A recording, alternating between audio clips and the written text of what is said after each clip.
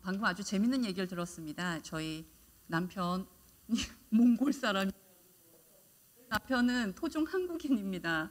그런데 정말 선교하기 좋은 외모예요.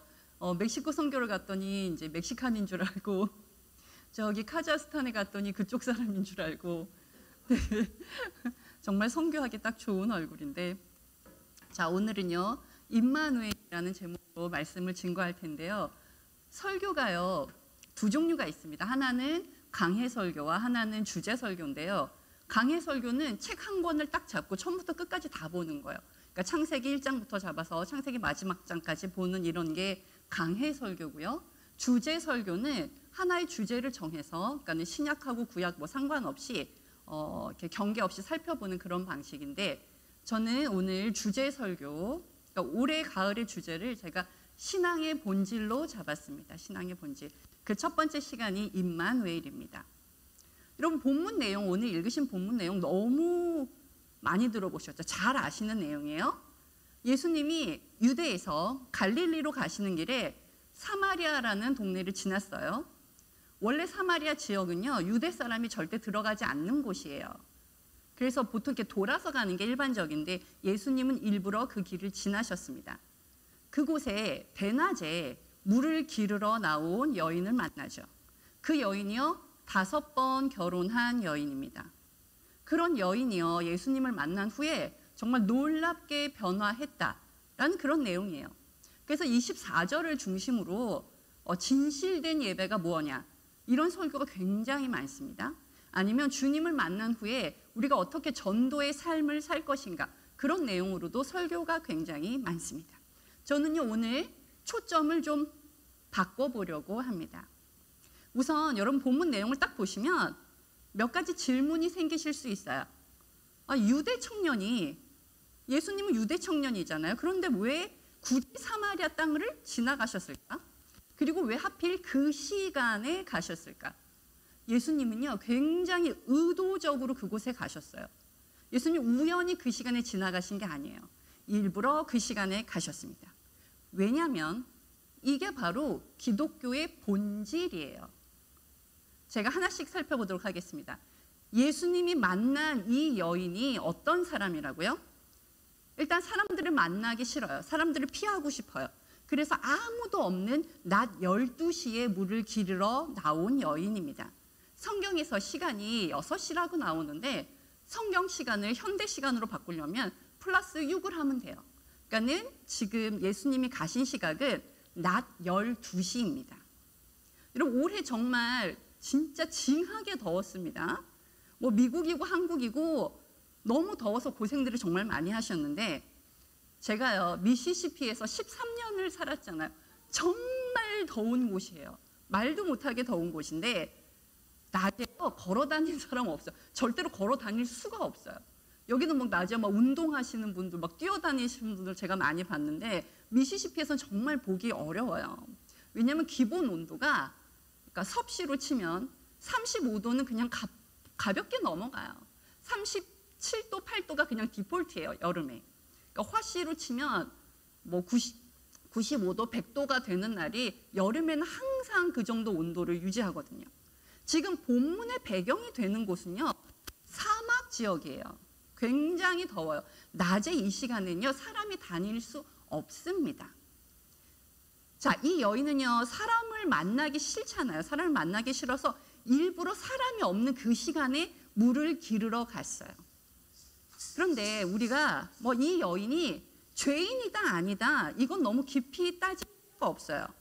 왜냐하면 일단 남편이 5명이고 지금 있는 남편도 결혼하지 않고 동거하는 남자라고 나오니까 이 여자의 삶이 굉장히 방탕했을 거라고 생각하기 쉬워요. 그런데 유대 사회는요 남성 중심의 사회예요.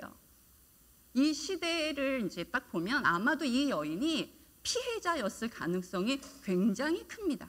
왜냐하면 문헌에 따르면 이 시대는요 여자가 먼저 이혼 요구를 하지 못해요. 그러니까 이혼을 당한 거예요. 그럼 이혼을 당하는 많은 이유 중에서 가장 메인이 되는 이유가 뭐냐면 아이를 낳지 못하는 거예요.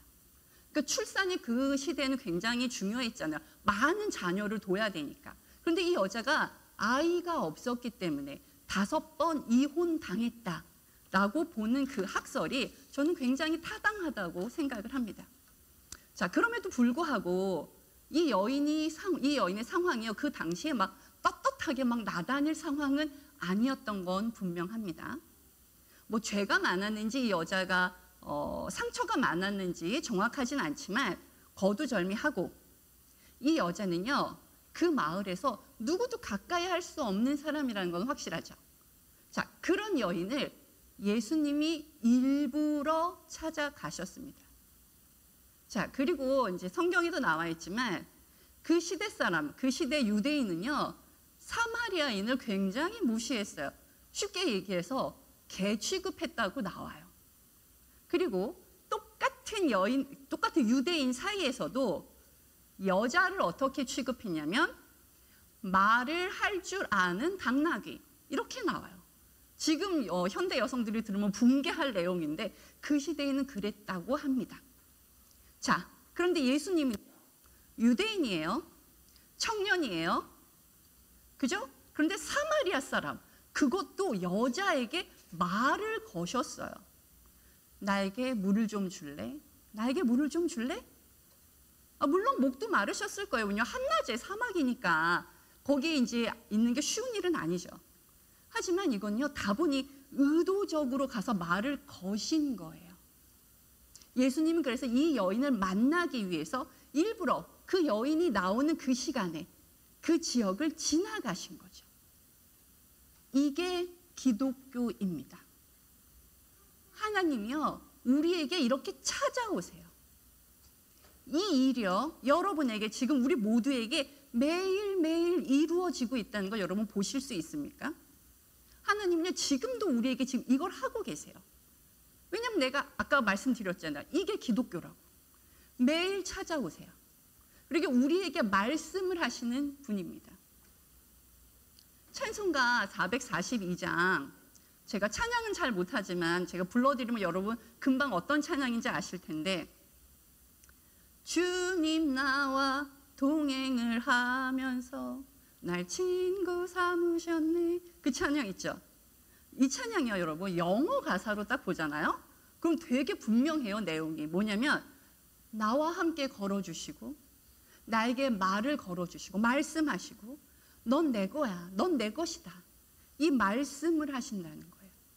여러분 이 일이 우리 모두에게 동일하게 일어나고 있다는 것을 믿으실 수 있으십니까?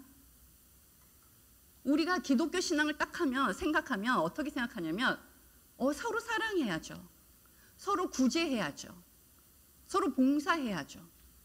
맞습니다. 다 맞는데, 이거 하지 말라는 얘기 아니에요. 오해 없으시기 바랍니다. 이거 다 맞는데, 그런데 하나님이 날 사랑하신 게 먼저예요. 하나님이 날 찾아오신 게 먼저예요. 내 매일의 삶 속에서 여러분 때론 지치고 되게 낙심되는 그 상황 속에서 주님이 매일 우리에게 찾아오십니다. 여러분 선한 사마리아인 얘기도 아시죠? 어떤 사람이 길을 가다가 강도를 만났어요. 그래서 다 죽어가는데 아무도 그를 돌아보지 않았어요.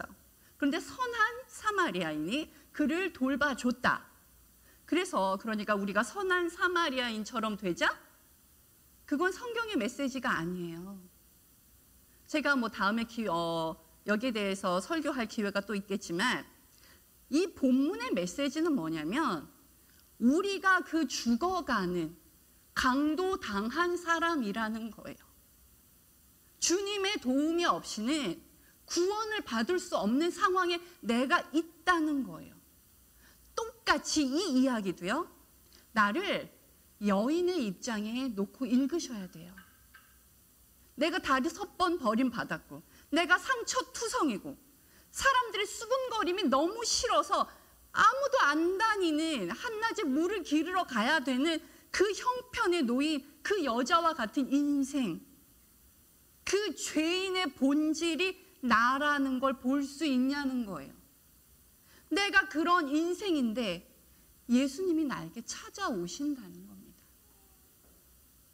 예수님은요 그 여인의 삶을 정말 가치 있게 만들어 주시려고 가신 거예요. 일부러 그 시간에 그 여인을 만나려고, 그 여인을 구원하려고, 그 눈물과 죄악 속에서 구원하시려고 가신 거예요.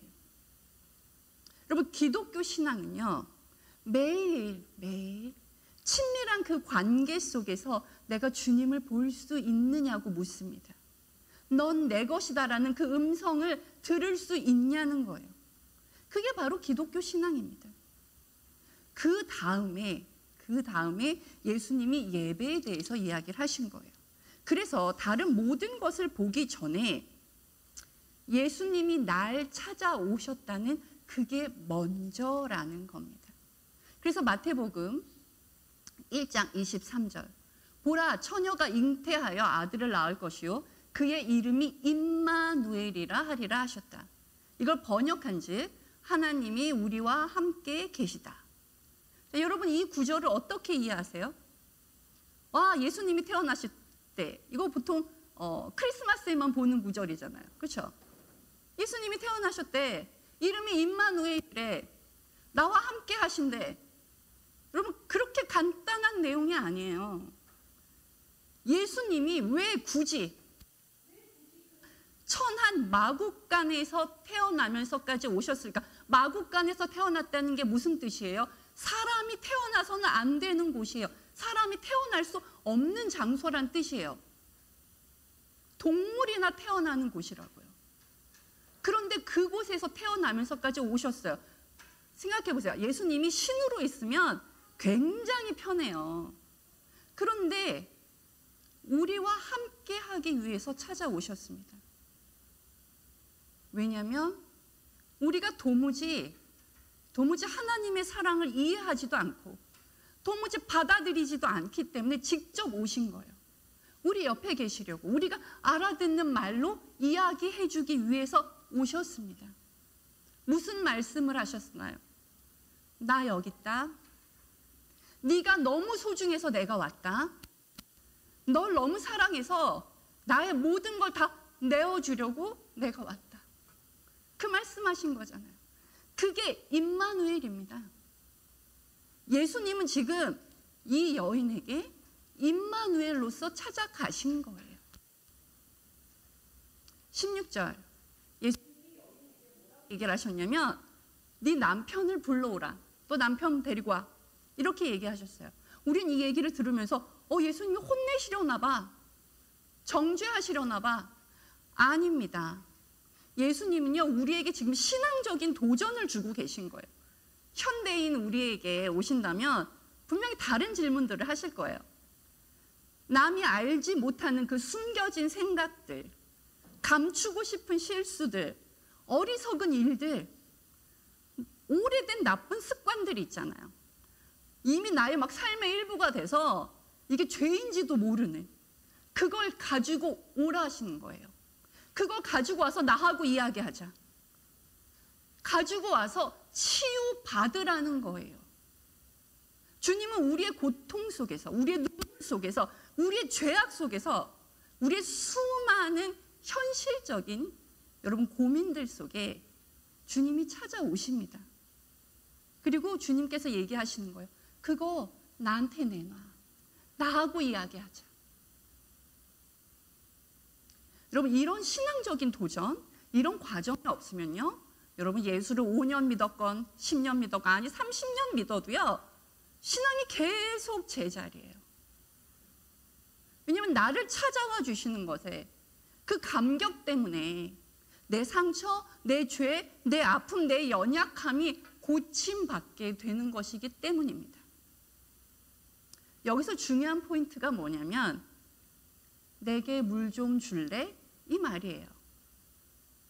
왜냐하면 이 말은요, 어떻게 해서든지 우리하고 관계를 맺으시려는 시도예요. 어떻게 해서든지 우리에게 말씀하시고 우리를 상처를 싸매 주시려는 시도예요. 그 사랑을 만나셔야 합니다. 여러분, 예배는요, 주님의 그런 사랑에 우리가 응답하는 거예요. 아버지, 나 왔어요. 나 상처받고 나 엉망이지만 나 받아주세요. 그 탕자처럼 거지 꼴이어도 상관없어요. 내가 아버지에게로 돌아갈 수 있는 그 자녀의 자격으로 우리가 예배 자리에 서는 것입니다. 28절 보시면요, 그녀의 반응에 우리가 주목을 좀 할 필요가 있어요. 물동이를 버리고 마을로 가서 내가 예수를 만났다라고 전했어요. 여러분, 신앙 안에서 반드시 이 과정이 필요합니다. 나를 고쳐주시고 새로운 변화되게 하시는 그 과정들. 여러분, 저 사람이 정말 주님을 만났어. 어떻게 알 수 있어요? 저 사람 정말 예수님 만났대. 그걸 우리 뭘 보고 알아요? 물동이를 버리는 걸 보고 아는 거예요. 이게 주님을 만났다는 증거예요. 이 여인이 물동이를 얌전하게 내려놨겠어요? 저분이 메시아인 걸 내가 깨달았는데, 이 여인이요, 분명히 감격과 그 흥분으로 물동이를 던진 거예요. 여러분, 그 거룩한 흥분이 우리 신앙 안에 있습니까? 내 삶에 여러분이 하는 이 신앙생활 안에 그 감격이 있으세요? 이 여인이요, 주님을 만나고 그 감격 때문에 세상을 향해서 외치는 소리가 들었습니다. 여러분은 지금 세상을 향해서 뭘 외치고 계세요? 참 신앙은요, 진짜 신앙이란 건 하나님이 어떤 분인지 아는 거예요. 그리고 그 안에서 내가 어떤 사랑을 받고 있는 자녀인지 깨닫는 거예요. 그래서 그 사랑을 만나고 그 감사와 그 흥분으로 세상을 향해 외치는 소리가 돼야 돼요. 세상을 향해 내가 주님을 만났다고 외칠 수 있어야 돼요. 내가 지금 여러분한테 밖에 나가서 소리 지르라는 게 아니에요. 이거는 내 삶을 통해서 외쳐지는 거예요. 오로지 내 삶을 통해서만 내가 주님을 만났다고 외칠 수 있는 겁니다. 저는요, 이번 주 한 주 굉장히 어수선한 한 주를 보냈어요. 왜냐하면 분명히 주님이 메디슨으로 가라는 전 확신이 있었고, 그래서 메디슨에 왔고, 그런데 되어지는 상황들 때문에 제가 하나님한테 되게 서운했어요. 아버지가 가라 그래서 갔고, 나 정말 최선을 다해서 살았는데 아버지, 왜 상황이 이렇게 됩니까? 질문이 생기더라고요. 이해할 수가 없었어요. 근데 수요일날 아침에 정말 마치 약속이나 한 듯이 정말 많은 분들이 갑자기 1분 단위로 카톡이 막 오는 거예요. 서로 다 모르는 사람들인데 카톡에 말씀들을 막 보내주시기 시작했어요. 그 중에 한 말씀이 이거였습니다. Wait for the Lord, be strong and take heart and wait for the Lord. 그래서 하나님 지금 일하고 계시구나. 제가 깨달았어요. 그리고 이 말씀도 정말 큰 힘이 되고 위로가 됐지만, 무엇보다 그 많은 카톡들, 그 많은 성경 구절들을 통해서 성경 구절의 내용보다 하나님이 말씀하셨어요. 나 여기 있어. 내가 너희 삶의 안에 있어. 나 임마누엘 하나님이야. 그러니까 하나님이 내게 찾아오신 거에 정말 감사하더라고요.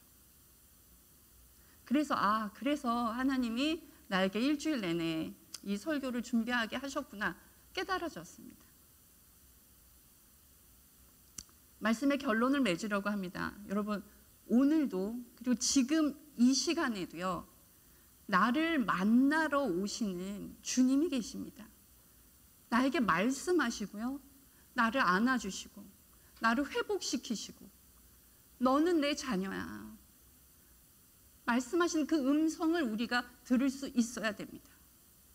여러분, 그 좋은 하나님 꼭 만나십시오.